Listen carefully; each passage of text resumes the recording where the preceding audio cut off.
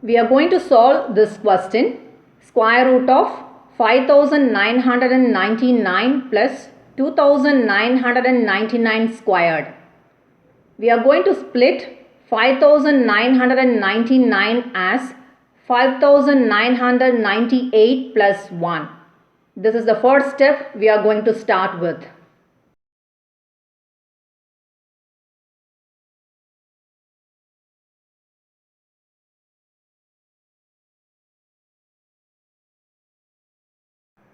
You have to keep that 2999 squared as such.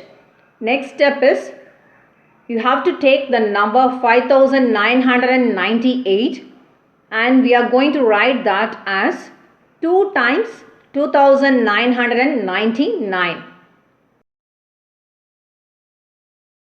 Now let's assume a variable k as 2999. So in place of 2999, you are going to replace k.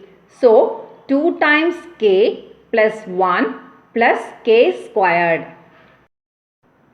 When you rearrange this, you will get k squared plus 2k plus 1.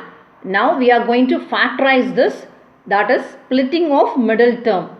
2k as k plus k. When you simplify this, you will get k plus 1 into k plus 1, that is k plus 1 the whole squared. So in place of 2k plus 1 plus k squared, you are going to replace k plus 1 the whole squared.